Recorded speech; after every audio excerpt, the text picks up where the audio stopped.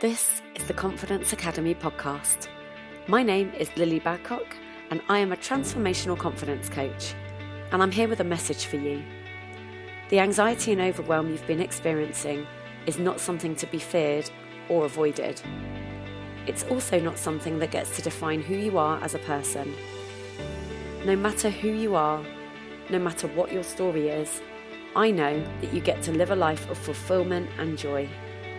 It's my absolute pleasure to bring this podcast series to you in collaboration with some phenomenal people from all over the world who have walked the same path as you. Together, we will share our stories, our challenges, and our triumphs with the intention of helping you to see that it's possible for you too. Anxiety may be something you live with, but it doesn't get to define who you are or how you live your life. So stand by for some powerful conversations, deep realizations, and the occasional F-bomb. So get those headphones in if you're around sensitive ears, and stand by. This is going to be fun. Hello and welcome to this brand new series of the Confidence Academy podcast. I'm your host Lilli Babcock, and I am thrilled to be bringing these never before heard episodes to you.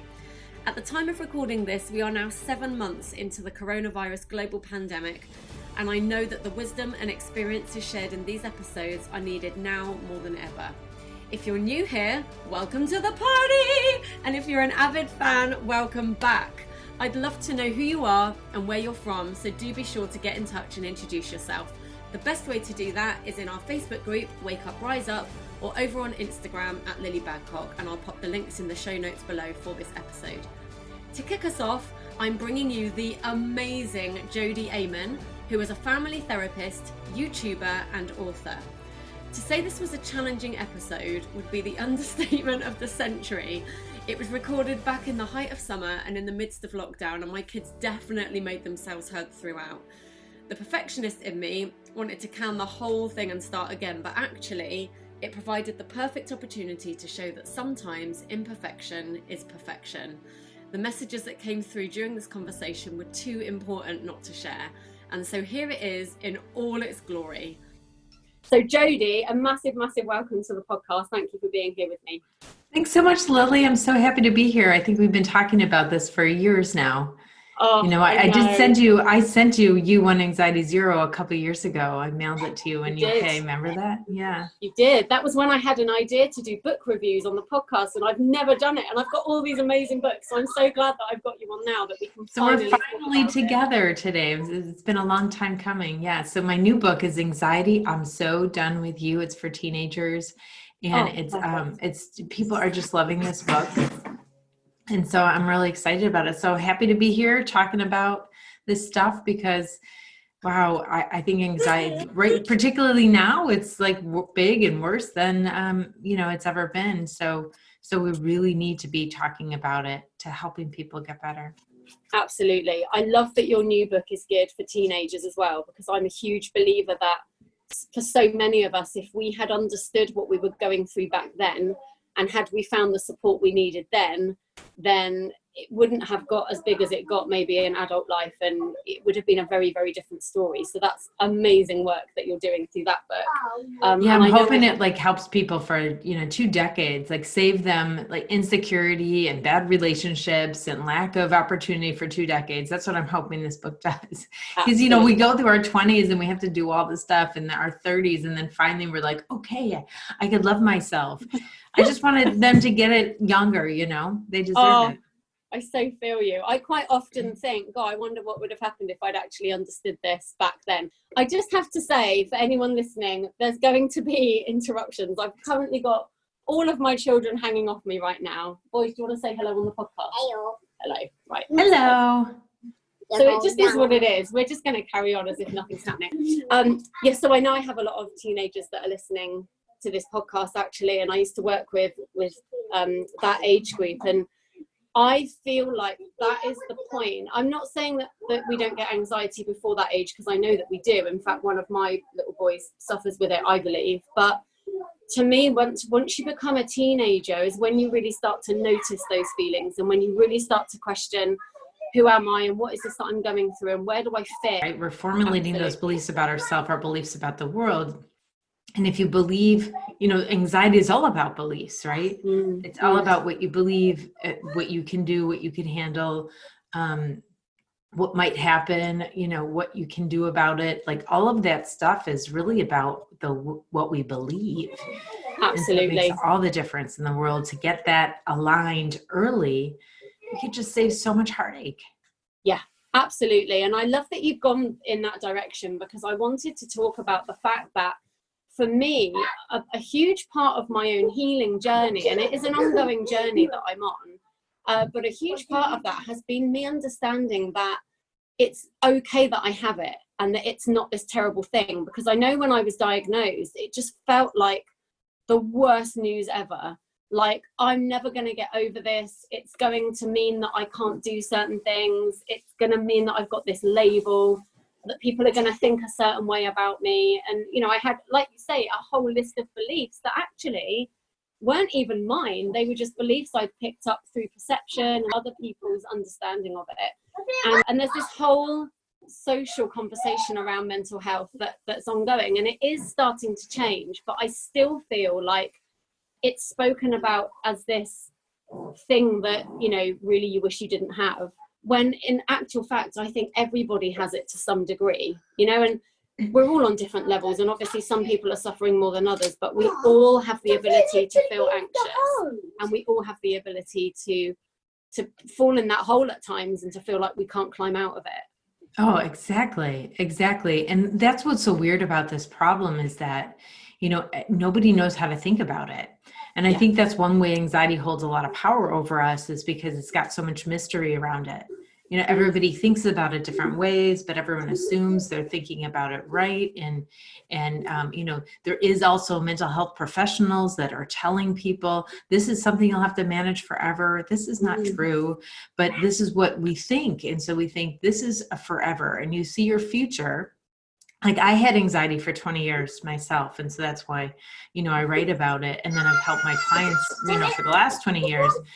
But it's like, we think, if you think that you're going to have it forever, this suffering lasts so much longer, right? These messages that we get from our culture or from other professionals really impact us in huge ways. And so I think that's what my writing does differently in my videos. Like I'm a YouTuber, so I have lots of videos on YouTube that is really kind of breaking this stuff down.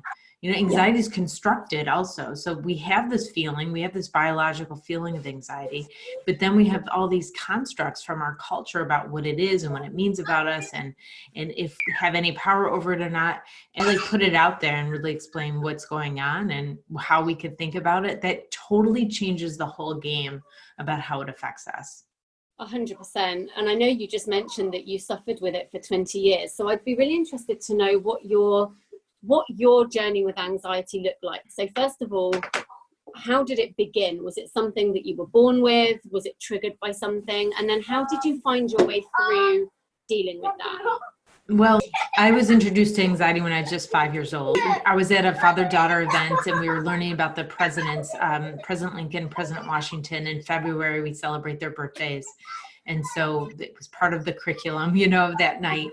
And so on the way home, it kind of dawned on me that I didn't see those guys around, And I said, Daddy, where are the presidents now? And he said his neck got really long and his face got really white. And he said, they're dead. And I felt the energy of that. Like I knew that there was something wrong, and I said, what's dead, And he said, you, I don't know what he said. It's something like you go to sleep and you never wake up, like you're gone. And everybody dies or something. And I was like, the duality of the world just struck me for the first time. So anything I felt, I was only 5, but like anything I had that was secure could be lost in a moment. And so that meant I actually had no security at all. And so having no security at all, that was terrifying. And I started to have panic attacks right from 5. I couldn't be alone. I couldn't go to sleep. Like I would fall asleep and wake up, those anxiety nights. And so my mom had to keep reading and then fall asleep and wake up, and she had to kind of read me a story, just try to get my mind off of it. And so this went on for a really long time. So for about 20 years, I had some really anxious episodes, and then sometimes it would go away for a while. And sometimes I would lose like a third of my body weight. I couldn't be alone. I was just anxious all the time. I couldn't be in social situations, the whole thing, right? I experienced everything that people experience with anxiety. I had happen. I had low self-esteem, all kinds of things. And so when I was in my 20s, I was already a social worker, actually, because like when I was helping other people and being present, like I knew pain, right? So they knew that I knew pain and I could see them, and having that compassion for them actually was healing for me. Yeah, absolutely. I'm such a huge believer in that we heal, that we're here for each other. I don't believe in this. In this idea that a few chosen few get to come down to earth and live these glorified lives and then leave the others that are less fortunate. I just feel like every single person knows pain. Every single person, gets to share through their experience, and that's the beauty of it. And I think, one of the things that most debilitating about anxiety for me at the time was the belief that not everybody got it, and that I was alone with how I felt, and that I didn't have the right to feel that way either. I really believe that. Wow, layers of negative self-judgment, right? I've felt the same way. It was like you feel it's so invisible that you feel like you're the only one because everybody else looks fine. Totally. Yeah. And the thing is, even when you hear somebody say, oh, I still struggle like you, or I still have this and I still have that, you may not even be aware of it, but there's that voice in the back of your mind going, that's not really true.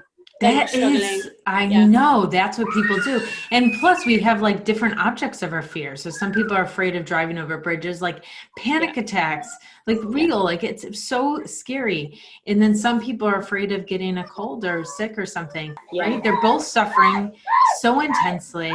And it just seems like, well, that's not even real fear, because you don't have that fear. Your fear is attached to something else. Like the content of your anxious thoughts are different. And so we think that ours is worse. And that's really powerful. I think there's something that does on top of just not understanding people and not connecting. It also makes us feel different and then down on ourselves.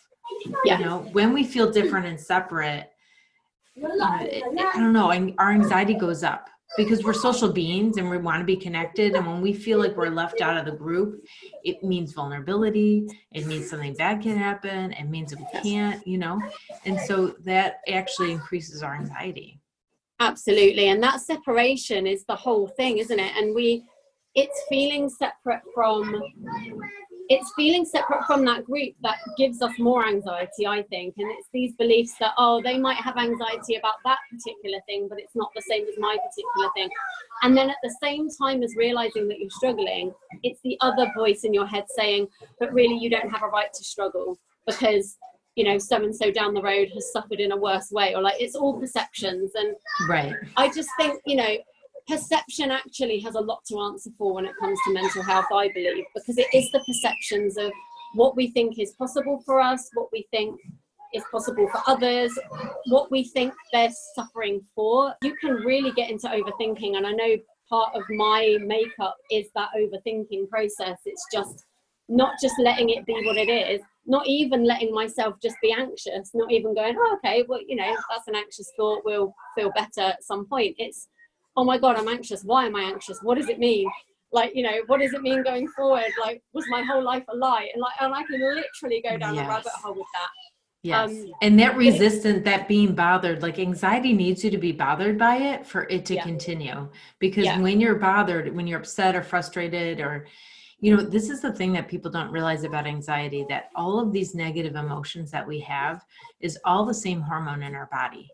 I think that this is like the message I want to get out there, because if you're angry, if you're frustrated, if you're confused, if things are weird, if you feel nervous, if you feel worried, if you feel judging yourself, and you name it, frustrated, angry, mad, whatever, it's all adrenaline.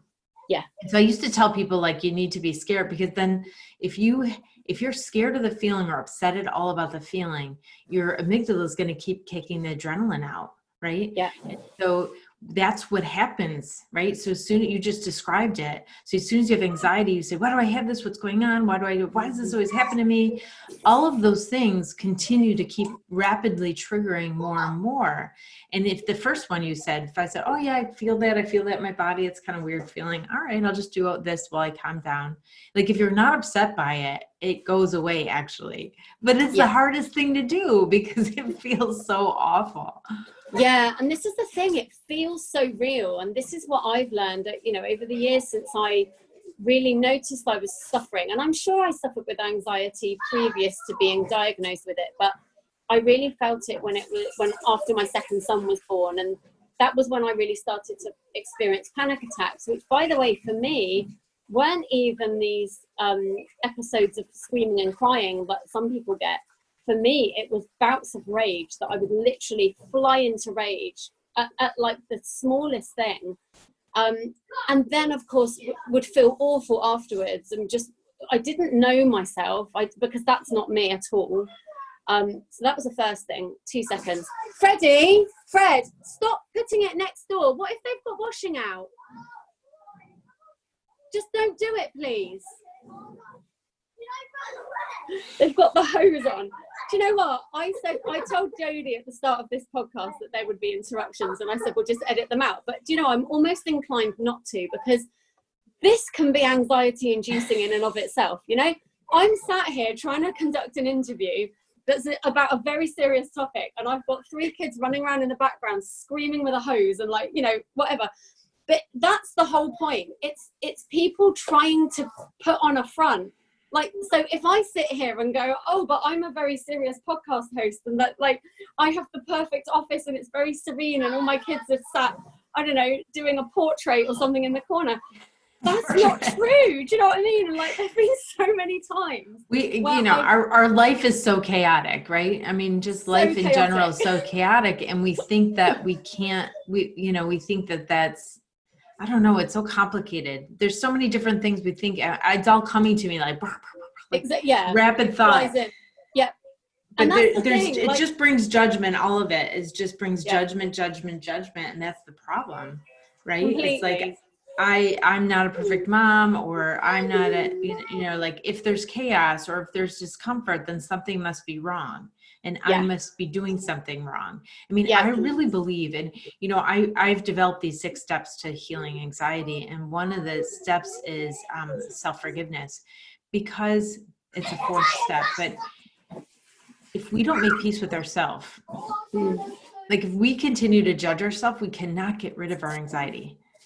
It's so connected with that judgment, because it really, any kind of judgment, first of all, attaches us to our emotions, and also it exponentially exaggerates and intensifies our emotions. Yeah. Oh, I love that 100%, because it is actually the judgment of yourself that keeps you stuck in that place as well. That's what will keep you from finding help. That's what will actually keep you from connecting with other people who understand what you're going through and who are able to say, it's okay, me too. And, like you say, I mean, this whole situation, I feel like Jodi needs some kind of podcast guest award at this point. This is the most chaotic episode that's ever been aired. But this is what I want to break down, though. I feel like I talk about purpose all the time. I talk about things being a way for a reason. And one of the biggest things I would love to see change is this need for us to put on this mask and this front of going, this is how my life is, or this is how my business looks. At the end of the day, I know now that my purpose is to guide people back to their true path. That's why I'm here. I know that my root was anxiety, because that means I can now speak to other people that are experiencing that, and I can say to them, it's okay that you have anxiety. It's okay that you feel like you're 2 different people, and that you're struggling to uphold this version of yourself that you've shown to the world. That was the biggest thing for me. I created this persona that I could no longer keep up with.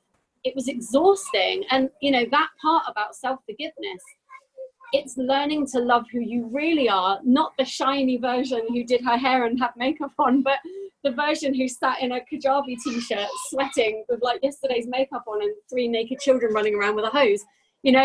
It's okay. And of course there are going to be there are going to be times when maybe a little bit of professionalism is required, you know.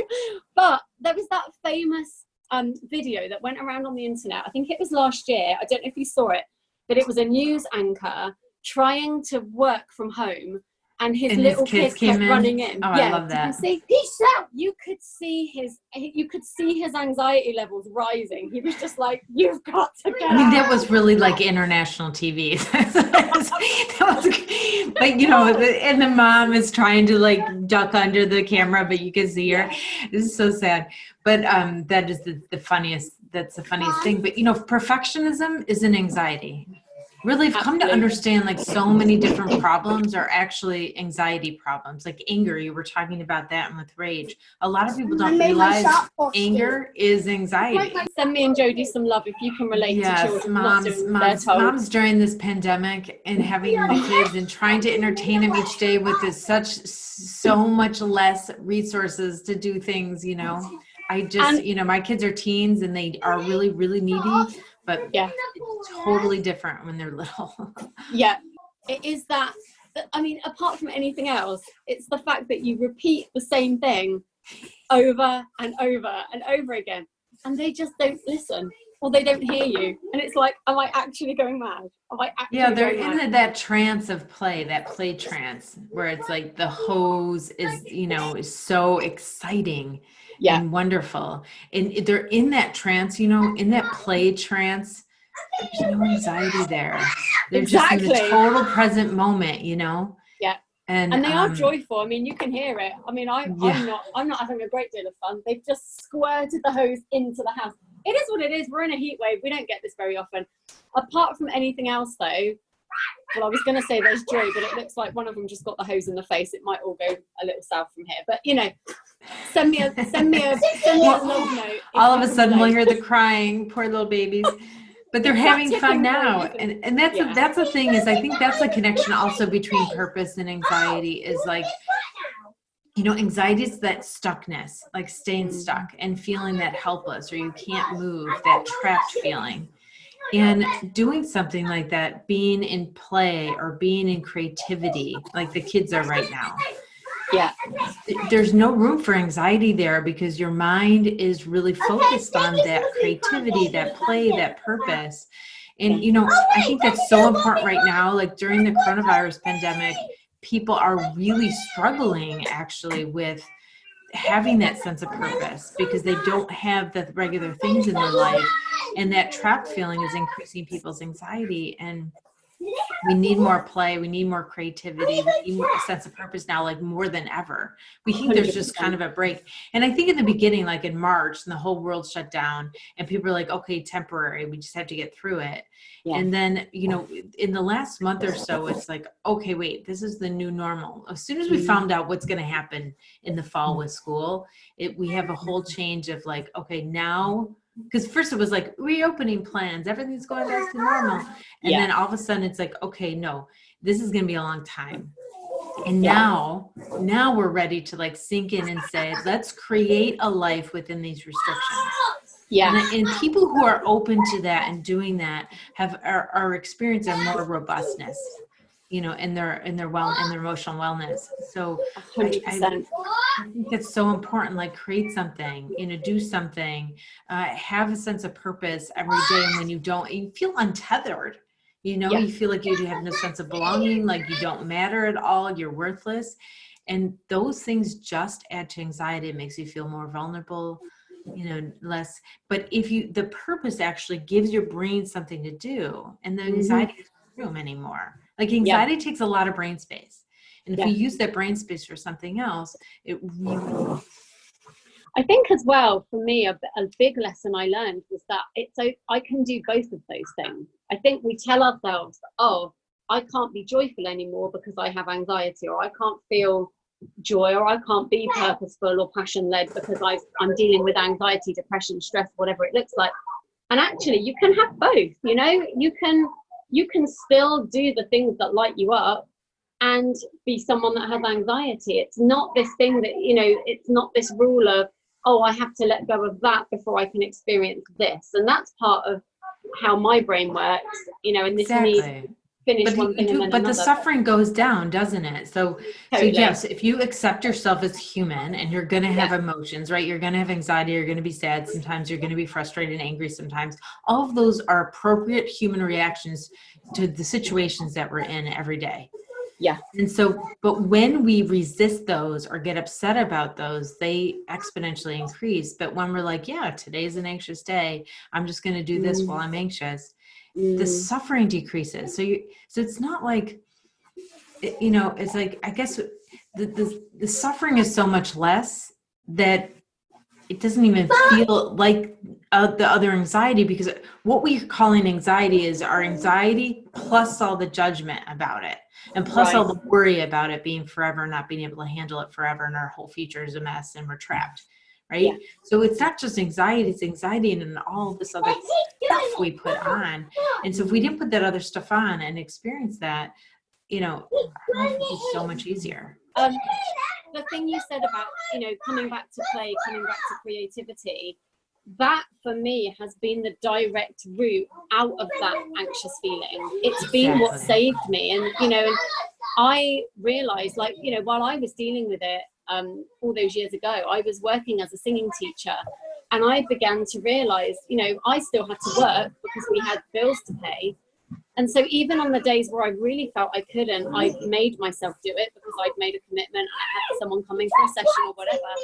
And I realized that the lessons I was teaching in the singing lessons were so applicable to managing the anxiety as well. And, I was giving these lessons as a singing lesson and as a vocal direction. And then in the back of my mind, I was thinking, well, actually, that's true as well. And then on top of that, just the pure joy of being in my choir every week, for example, and being in that environment with all of those voices coming together, it had the power to shift me out of whatever I was struggling with. All I had to do was get myself there. And the thing that people often worry about is they feel the reason they feel they can't do that is because they don't feel like it. They're like, oh, I couldn't go to choir because I didn't feel like it, or I couldn't show up to work that day because I didn't feel like it. When I learned to not pay too much attention to my feeling in that moment, and instead come back to what I desired overall, and coming back to what I actually knew to be true in my heart and my soul, and not pay too much attention to what the reactive feeling was in that moment, I was able to get myself out. And what I think this pandemic is teaching people is that you can truly survive anything, even if you think you can't. Because we've had no choice but to adapt to this situation. Right. And we're highly adaptable. We really are. Yeah. And partly with the singing, like when you were teaching singing, and actually I took some singing lessons from you. You did? I remember. So, so when we are with some other people and talking about stuff and in our craft, like we're out of our heads, right? So you were like in service, serving them, but like in their energy and about, it was about them and it wasn't about you anymore. And that is very healing to our anxiety, being able to have those spaces. And we don't want to get there. When we get there, we're so much better. I hear that from people all the time, and experience that myself when I had anxiety, is that I didn't want to do something. And if you believe it, that's why I said anxiety is all about beliefs. And I have a YouTube video on anxiety and beliefs as well. You could just look that up, Jodi Aman, anxiety beliefs. But if you believe that you can't do that, then you decide that that's true. And it's not true. Over and over again, we actually go to stuff and feel better, and we I see a little foot in the video coming up. Cute little feetsies. So it's like what we choose to believe, like the anxiety telling us this nonsense. It's lying all the time. It needs us to believe those things, that we can't do that, or you can't handle that, or you don't feel like it actually means something. And it's like our body resists stuff all the time. We resist doing work stuff all the time. But when we think that's true, then it affects us totally different. When we think, oh, that's just our biological, that's just our brain trying to conserve calories. And so I explain that to kids in my book, Anxiety, I'm So Done With You. Kids, like teenagers, get criticized all the time for being lazy and unmotivated. But this is like a biological response. Like our brain is literally actually trying to conserve calories. It's one of the things our brain does. But so we do have a reason. We have this physical, biological resistance to doing stuff. And then we make all kinds of meaning around that really messes with our heads and makes us so much worse. And then people double down and call us lazy and unmotivated. I mean, I think teenagers are highly motivated to resist, actually. I think they're really motivated. But when you explain what's going on, then we could override it, just like you learn to override that, you know? And so if we learn, people think that I'm so productive, I do so much stuff. And people are like, oh, you're productive. And they think I'm not, and you are, and they think we're different. I override my resistance. Like I still have resistance to everything that I do, and I have to override it. But people just look at me and say, oh, it's easy for you to do stuff. It isn't actually. I have to like trick my brain into thinking it's going to be okay. Just get started, you know? And I think that at the end of the day, it's totally a decision. But if you feel like I can't do stuff, like I have depression or anxiety and I can't do stuff, you know, that feeling different is so hard on your psyche. It's pain to your soul, actually. And so then you double down on that hurt feeling of it's not being fair or being worthless for some reason. None of that's true, actually. It's just really anxiety lying to you. The people who are doing stuff, they are fighting themselves to do it. Yeah. And then they do it and they're okay. And then it gets a little bit easier because you build a habit of going against that resistance, you know? Exactly that. Yeah. I think that's like mind blowing to people when I teach this stuff, because they're like, oh, I didn't realize that's what's happening, you know? Yeah. Yeah. It is. And it is, like you said, it's the stories that we tell ourselves and what we feel is relevant for us. And as I've learned to do that, because I'm the same as you, like I sometimes have to really make that decision, even in the absence of any feeling that it's possible for me. It's just I have to bring myself back to what do I know is true for me, what do I feel led to do, and then what am I going to do as a next step. And actually, I don't know if you've seen the new film Frozen 2. The music in that film, oh yeah, I did see it actually. It's incredible. But I was watching the documentary about how they made it, and one of the songs that Anna sings, and I won't give the film away for anyone who hasn't seen it, but there's a song that Anna sings towards the end that's just heart-wrenchingly sad. And when Kristen Bell was recording it, she was in real tears, and you see this in the documentary. And they shared that the song is called The Next Right Thing. And the lady who wrote it shared that it was after a conversation with Kristen, who herself has suffered with anxiety and depression in the past. She shared that something she got taught to do when she was really suffering was not to overwhelm herself with what do I have to do this week, what's happening this year, what am I doing with my life. It was what's the next right step for me now. Like I just got to take one step for now, and what's the right step for me to take, and that's all I have to worry about. And then they wrote this beautiful song called The Next Right Thing, which is just about, you know, literally being on the floor and like, how do I get up, and like the magnitude of having to move forward when something awful has happened to you, or when something's really shaken you to your core. And then this concept that you've just got to take one step, just do one right thing, that's it. Because it takes out all of the overwhelm of trying to do everything, right? The pressure to succeed and do the thing, big stuff. I mean, when we approach stuff, we just see it all so huge as a mountain. Yeah, it is one step at a time. It's possible for everyone. And I've noticed, like, the more I've managed to do this for myself, and then the more I've kind of seen for other people that I've worked with, or even friends of mine, you become really aware of how attached to our beliefs we can be, and how much of our identity is governed by these labels that we've been given. You know, I've heard so many people tell me, oh, well, that's my anxiety, that's my OCD, that's my, you know, it's something they're owning. We take it into our identity, right? We take it on, totally. And, you know, my big work, and I'm sure yours is the same, is to let people know that, okay, well, that might have been your identity up to this point, but unless it's serving you moving forward, you can choose out of that. And when people hear that, I think they get a bit triggered by it, because they feel like, oh, if it was as easy as that, I would just choose. Right. People go to the negative self-judgment. Right. Exactly that. And fear as well, because actually we don't know who we are without that anxiety. We don't know who we are without that struggle. And that it's like a suffering that you know, instead of a healing that you don't know. Like 100%. That healing feels out of control because you're not quite sure if it's better than what you have now. At least now you know it. But you're suffering so much. Yeah. So it's kind of like, does it, by definition, feeling better is better. But people get really scared because that feels so out of control to feel change, but change is actually better. Like they want a relief from the chaos and the suffering that they're having, but they're also in their own way because they don't want anything that they don't know, because it could be worse. How could it be worse? This is so bad. Yeah.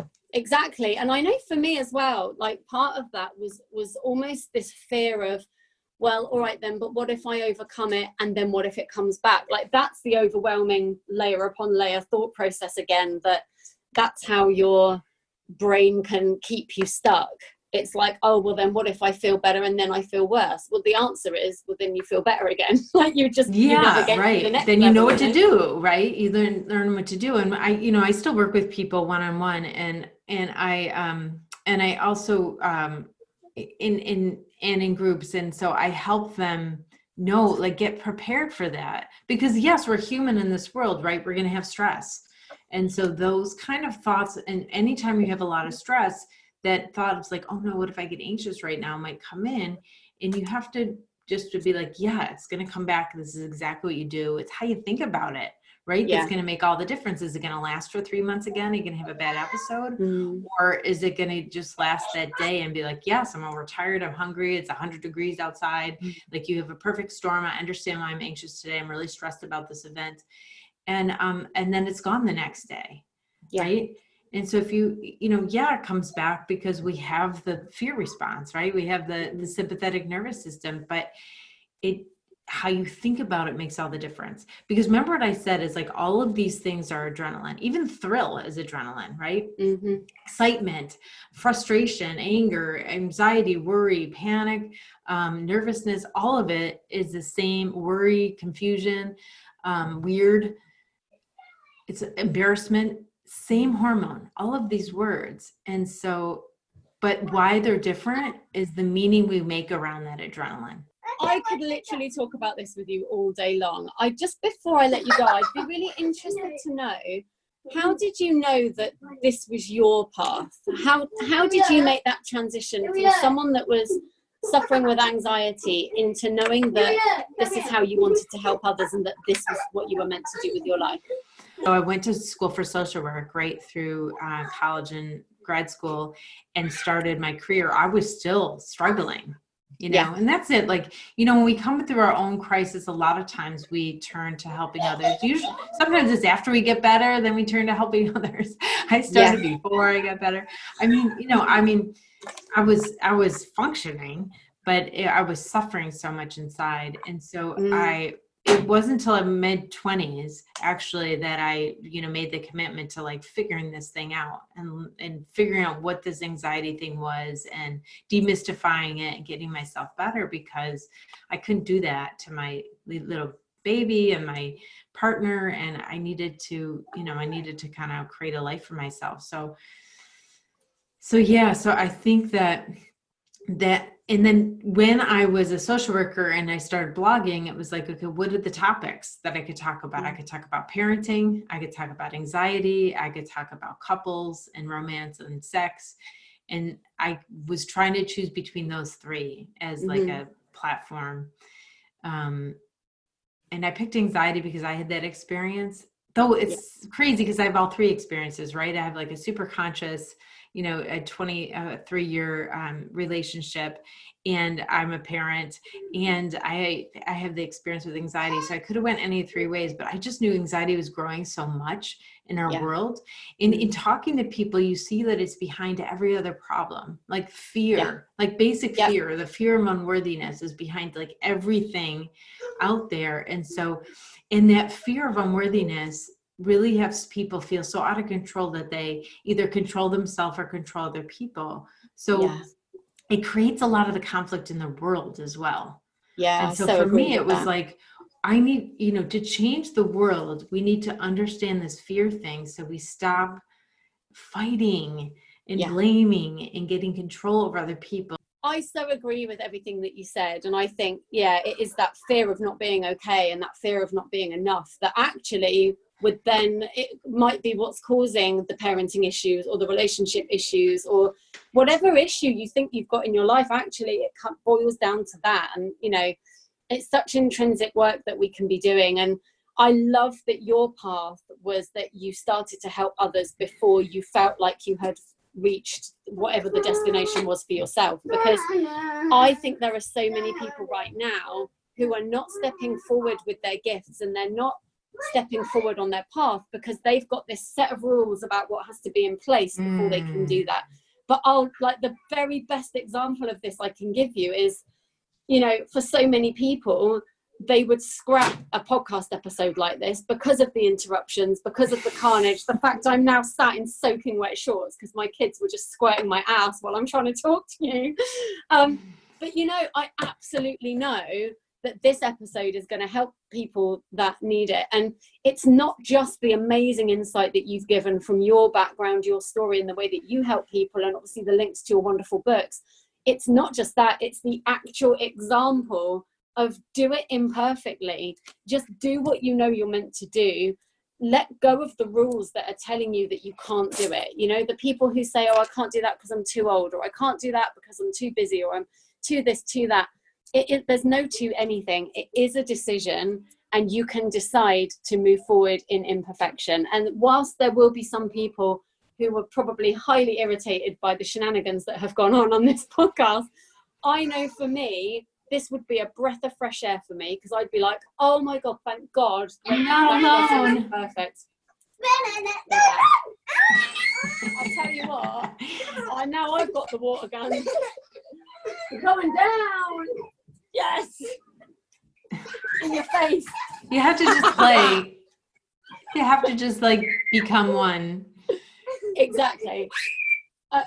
So I have tons of resources on anxiety. I have resources for kids' anxiety, for adult anxiety, for different kinds of anxiety. So all on my website, Jodi Aman. I'll say it again, JodiAman.com, JodiAman.com. And we will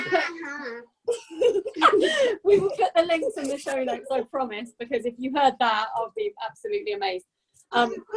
Thank you so much. Jodi's got a YouTube channel, you guys. And so, even if you're a parent listening with an anxious teen, Jodi's going to have something for you, or even if you're living with someone who has the anxiety and you're wondering, how can I help this person?